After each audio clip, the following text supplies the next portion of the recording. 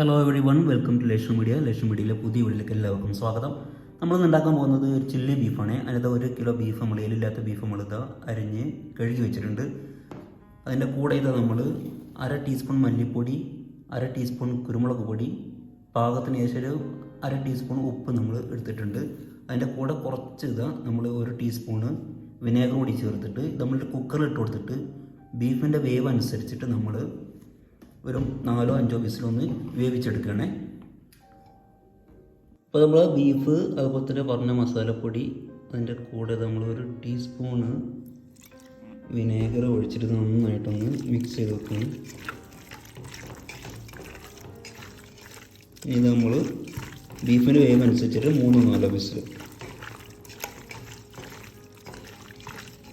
വെള്ളം ഒഴിക്കുന്നില്ല, വെള്ളം ഒഴിക്കാതെ തന്നെ ഇത് ബീഫിന് ആവശ്യത്തിന് വെള്ളം ഇറങ്ങും. ഒന്ന് വേവിച്ചെടുക്കണം. അതിൻ്റെ ഇടയ്ക്ക് നമ്മളെ ചാനലൊന്ന് സബ്സ്ക്രൈബ് ചെയ്തിട്ട് സപ്പോർട്ട് ചെയ്യണേ. വീഡിയോ ഫുള്ള് കാണണം കേട്ടോ. ബീഫ് വേവുന്ന സമയം കൊണ്ട് നമ്മൾ ഒരു ചെറിയൊരു ഉള്ളിയുടെ 1/4 ഭാഗം, അപ്പോൾ തന്നെ 3 പീസ് വലിയ വെളുത്തുള്ളിയുടെ അല്ലി, പിന്നെ ഒരു ചെറിയ ഇഞ്ചി ഇത് നന്നായിട്ട് കൊത്തി അരിഞ്ഞെടുക്കുന്നുണ്ട്. നമ്മുടെ ബീഫ് വെന്ത് വന്നിട്ടുണ്ട്. ഇതൊന്ന് തണുക്കാൻ വെക്കണം. ഉള്ളി അതുപോലെ തന്നെ ഇഞ്ചി, വെളുത്തുള്ളി,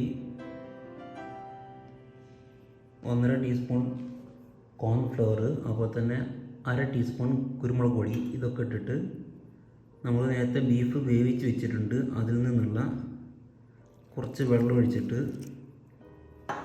നമ്മൾ ഈ ബീഫ് മാരിനേറ്റ് ചെയ്യാൻ, ബീഫ് ഫ്രൈ ചെയ്യാൻ വേണ്ടിയിട്ട് ഒരു കോട്ടിങ് ഉണ്ടാക്കണ്ടേ. ആ കോട്ടിങ് ഒന്ന് നമ്മൾ ഉണ്ടാക്കിയെടുക്കുകയാണ്.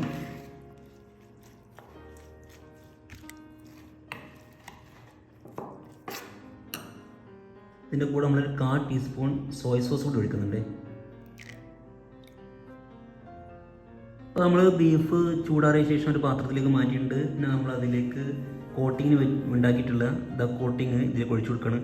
സോയ സോസ് ഒഴിച്ചത് കാരണത്താൽ അതിൻ്റെ ഉപ്പ് നോക്കിയിട്ട് വേണം ബാക്കി ഉപ്പ് നമ്മൾ ഇതിലേക്ക് ചേർക്കാൻ. ഓൾറെഡി സോയ സോസ് ഒഴിച്ചുകൊണ്ട് ഉപ്പത്തിന് ആവശ്യത്തിനുണ്ടായിരുന്നു. പിന്നെ ഈ കോട്ടിങ് ഇതിലൊന്ന് ജസ്റ്റ് ഓവറായിട്ട് കോട്ടിങ് പാടില്ല, മാകെ ഇതിമ ഒട്ടി പിടിക്കാൻ പാടില്ല. ജസ്റ്റ് ഒരു കോട്ടിങ്ങേ പാടുള്ളൂ. ആ കോൺഫ്ലോറിൻ്റെ ലൈറ്റായിട്ട്, അതാണ് എത്ര ലൂസായിട്ട് ഇത് കലക്കിയിട്ടുള്ളത്. ഇത് നമ്മളൊരു 20 മിനിറ്റ് ഒന്ന് റെസ്റ്റ് ചെയ്യാൻ വെക്കുകയാണ്, കോട്ടിങ് ഒന്ന് ഇതിന്മേൽ പിടിക്കാൻ വേണ്ടിയിട്ട്. ഇത് നമ്മൾ ഒരു 20 to 30 മിനിറ്റ്സ് ഒന്ന് റെസ്റ്റ് ചെയ്യാൻ വെക്കുകയാണ്. നമ്മൾ ബീഫ് മാരിനേറ്റ് ചെയ്ത് വെച്ചു. അതിന് ശേഷം 1.5 സവാള ഇങ്ങനെ ക്യൂബുകളൊക്കെ അരിഞ്ഞ് വെച്ചിട്ടുണ്ട്. 1.5 സവാള, അതുപോലെ ഒരു 10-14 പീസ് വെളുത്തുള്ളി നമ്മൾ നന്നായിട്ട് കൊത്തിരിക്കാൻ പോവുകയാണ്. അതുപോലെ തന്നെ ഇത്ര 10 കഷ്ണം ഇഞ്ചും നന്നായിട്ട് കൊത്തിരിക്കാൻ പോവുകയാണ്. അപ്പോൾ നമ്മൾ 1/2 മണിക്കൂർ ബീഫ് മാരിനേറ്റ് ചെയ്ത് വെച്ചിരുന്നു. അതിപ്പോൾ ഒരു ഫ്രൈ പാൻ വെച്ചു. പിന്നെ സൺഫ്ലവർ ഓയിൽ ഒഴിച്ചു. സൺഫ്ലവർ ഓയിലാണ് ഉപയോഗിക്കേണ്ടത്, അല്ലെങ്കിൽ വെളിച്ചെണ്ണ ഉപയോഗിക്കരുത്, വേറെ എന്ത് ഓയിലായാലും കുഴപ്പമില്ല. ഇത് നമുക്ക് നന്നായിട്ട് ഒന്ന് ഫ്രൈ ചെയ്തെടുക്കണം. ഓവറായിട്ട് ക്രിസ്പി ആവരുത്. നമ്മൾ ഓൾറെഡി ബീഫ് വേവിച്ചതാണ്. ഇതിൻ്റെ പുറത്തുള്ള കോട്ടിങ് ഒന്ന് വെന്ത് വന്നാൽ മതിയായിരിക്കും.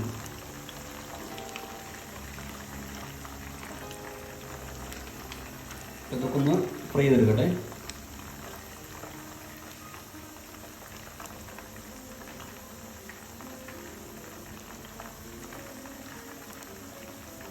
ഫ്ലെയിം എപ്പോഴും മീഡിയം ടു ഹൈ ഫ്ലെയിമിൽ വെക്കുക.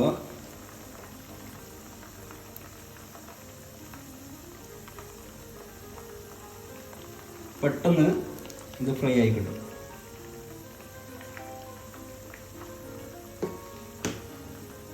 അഞ്ച് മിനിറ്റ് ആയപ്പോഴേക്കും ബീഫ് ഒന്ന് ഫ്രൈ ആയി വന്നിട്ടുണ്ട്. ഓവർ ക്രിസ്പി ആക്കരുതേ. അപ്പോൾ ഇതൊന്ന് ഞാൻ എണ്ണയിൽ നിന്ന് വാങ്ങി വെച്ചിട്ട് ബാക്കി ഉള്ളത് കൂടി നമ്മളൊന്ന് പെട്ടെന്ന് ഫ്രൈ ചെയ്തെടുക്കുകയാണ്. അപ്പോൾ നമ്മൾ ബീഫ് ഫുള്ളായിട്ട് ഇത് ഫ്രൈ ചെയ്തെടുത്തിട്ടുണ്ട്. ഇനിയിപ്പോൾ നമ്മൾ ഫ്രൈ പാനിലെ എണ്ണ ആവശ്യത്തിന് മാത്രം വെച്ചിട്ട് ബാക്കി കളയാൻ പോവാണ്. ഇതൊന്ന് വഴറ്റി ഉള്ളിയും അതുപോലെ തന്നെ ക്യാപ്സിക്കം ഒന്ന് വഴറ്റിയെടുക്കാനുള്ള എണ്ണ മാത്രം വെച്ചിട്ട് ബാക്കി എണ്ണ കളയാണ്. നമ്മൾ ഫ്രൈ പാൻ വെച്ചു, ആവശ്യത്തിന് എണ്ണ വെച്ചു. ഇനി നമ്മൾ നേരത്തെ അരിഞ്ഞ് വെച്ചിട്ടുള്ള ഇഞ്ചി, വെളുത്തുള്ളി, പച്ചമുളക് ഒന്ന് ഇതിലേക്ക് ഇട്ട് കൊടുക്കുകയാണ്. നന്നായിട്ട് ചെറുതാക്കി അരിഞ്ഞതാണ്.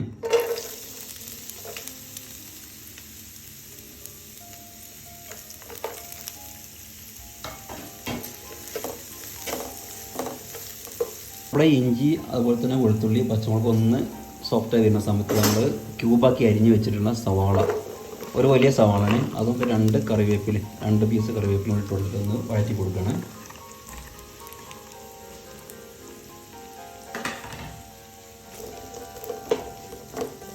ഇതൊന്നും ഓവറായിട്ട് വഴണ്ടി വരേണ്ട ആവശ്യമില്ല, ഒന്ന് സോഫ്റ്റായി വന്നാൽ മതി.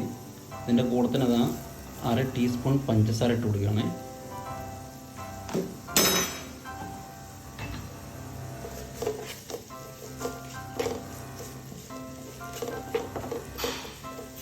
കൂടെ നമ്മളിതാ 1/2 ടീസ്പൂൺ കുരുമുളക് പൊടി, അതിൻ്റെ കൂടെ 1 ടീസ്പൂൺ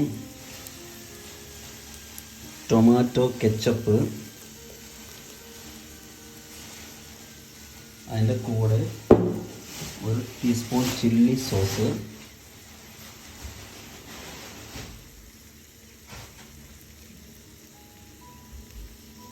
ഇതൊക്കെ ഇട്ടിട്ട് നന്നായിട്ട് തന്നെ ഇളക്കി കൊടുക്കണേ.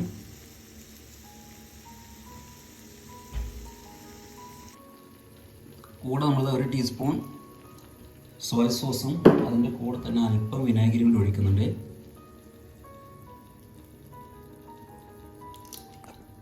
നമ്മളിതാ ഏകദേശത്തൊക്കെ വഴറ്റി വന്ന സമയത്ത് നമ്മളിതാ ഫ്രൈ ചെയ്ത് വെച്ചിട്ടുള്ള ബീഫ് ഇതിലേക്ക് ഇട്ട് കൊടുക്കുകയാണ്.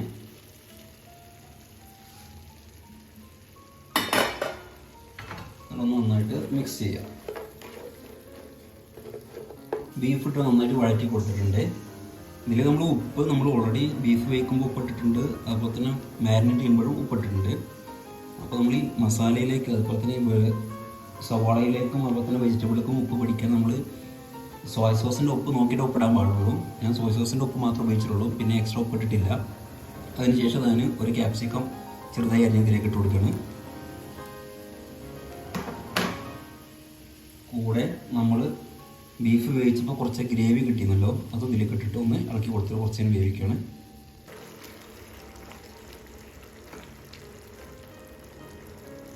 സാലറി കയ്യിലുള്ളവർക്ക് സാലറി ഇട്ട് കൊടുക്കാം, സ്പ്രിംഗ് ഒണിയൻ ഉള്ളവർക്ക് സ്പ്രിംഗ് ഒണിയൻ ഇട്ട് കൊടുക്കാം. ഞാനിത് അല്പം കൊറിയാണ്ടർ ലീവ്സ് ആണ് ഇട്ടിട്ടുള്ളത്.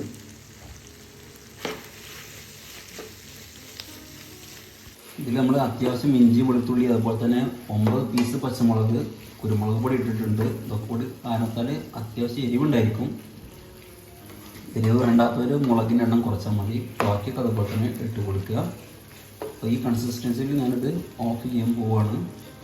നല്ല ഡാർക്ക് കളറാട്ടോ, ലൈറ്റിങ്ങിൻ്റെ പ്രശ്നത്താലാണ് അത്ര ഡാർക്ക് തോന്നാത്തത്. എന്നാലും നിങ്ങൾക്ക് വീഡിയോ ഇഷ്ടപ്പെടുന്ന വിചാരിക്കുന്നു. നിങ്ങൾ സബ്സ്ക്രൈബ് ചെയ്തിട്ട് സപ്പോർട്ട് ചെയ്യണം കേട്ടോ. അപ്പോൾ ഞാനിത് വേറൊരു പാത്രത്തിലേക്ക് മാറ്റി വെക്കാൻ പോവാണ്, ഫ്ലെയിം ഓഫാക്കിയിട്ട്. അപ്പോൾ ഇപ്പം പറയുന്നത് പോലെ കുക്ക് മാൻഫുള്ളി, മനസ്സാണ് കൈപുണ്യം. See you in the next video. By.